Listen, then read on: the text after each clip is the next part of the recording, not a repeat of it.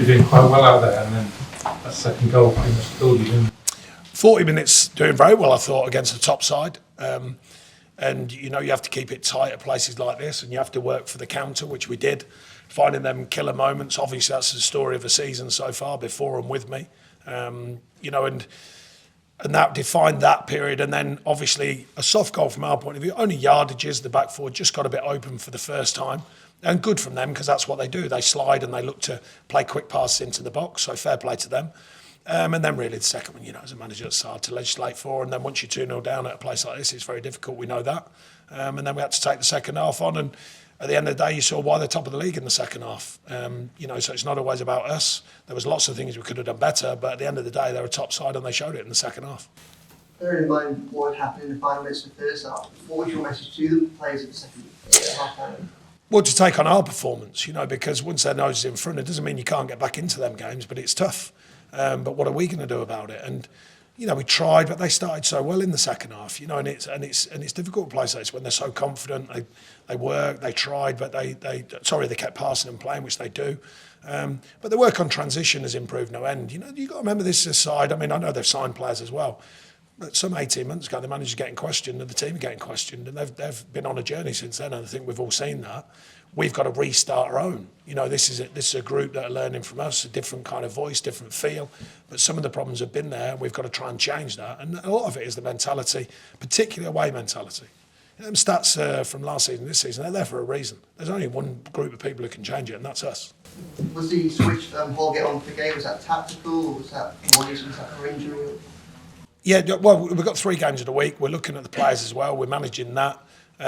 We do know the stats and the facts. It's harder to win here than other grounds. But no, we did come here to win, make no mistake. We beat them a couple of weeks ago. So, there's no reason to not come here, at least be brave. And I thought we were brave enough in the first 40 minutes because, like I say, you're going to have to absorb some of the game, which we did. And we worked well on counters, so I've got no question marks over that. But to come in 2-0 down, you're super frustrated as a manager when you come in 2-0 down after that first 40 minutes. Do you think you learned anything new about the side today? Some things. They're for me to know. How can you change that mentality to get them so they can win away? Well, you've got to bring a home mentality away. You've got to change the psyche of each individual because it spreads like wildfire. When you get players playing with that edge away from home, others join in. But someone has to start the process. No one gives it to you. Teams don't give you results. The feel at home is amazing with the fans. They've been exceptional since I got there. They were great again. To come all this way, great again tonight with the numbers. And for 40 minutes, they probably thought, all right, we're on it again. And there was a lot to like about the performance against Villa as well. At home, we too many soft goals. I will say that since I've been here, there's too many soft moments, individual errors and stuff like that. But we created enough to score goals. And even first 40 minutes, I thought we did today. But all you can do is keep reinforcing it. All you can do is keep working with the players and give them that edge or help to give them that edge when they're away. But it's been there for a while, so it's not a new thing. Last season, this season, so it's a work in progress. I wasn't naive when I got it. I wasn't thinking it's just all an easy fix and you just roll into winning every game. And I wasn't thinking that when we beat these at home. I'm going to assure you, if you saw my interviews, all right, it's a step. There's lots of steps to be taken now.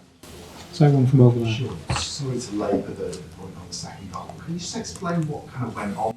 Nope, I have no explanation. Just other than sometimes players get caught in 3 minds, not 2 minds, and it's just like one of them odd moments. They don't occur very often, but when they do, they always look like that. And we nearly got away with it, I think, with the VAR. I haven't seen it back, but I presume it was onside.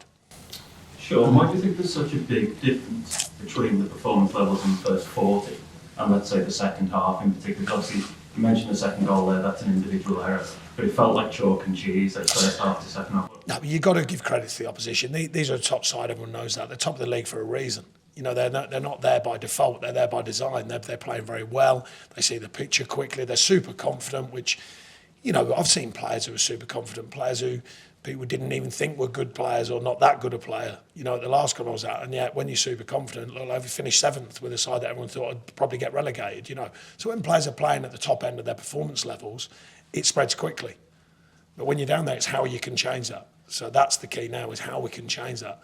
there's still some good performance tonight individually, but now we've got to make sure that rubs off on everyone, where people are just off the mark. And the details are so important in Premier League football. People don't always see them. You wouldn't expect them to. Fans don't always see them. But the details are so important in Premier League football. You've been here at Everton for a month now. I just wondered how pleased you are about the progress from the team in that time. Well, we've got 6 points that they hadn't had previously, so that was a start. We've looked, I would say, I've been pleased with more organised, if you like, than what I'd seen previously in my style. That is, I'm not questioning the manager. They all have their own way of doing things. But in my style, we've looked at the organisation I look for.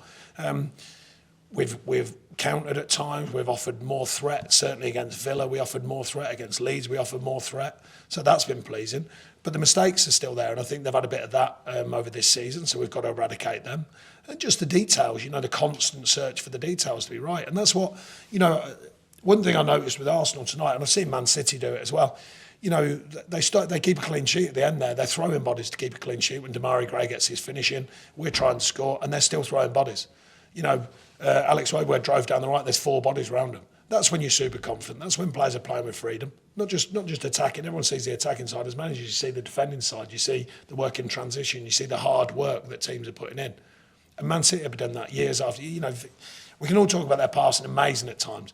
But trust me, the ball turns over at Man City, they are after you. They shut you down very, very quick. Their habits are good.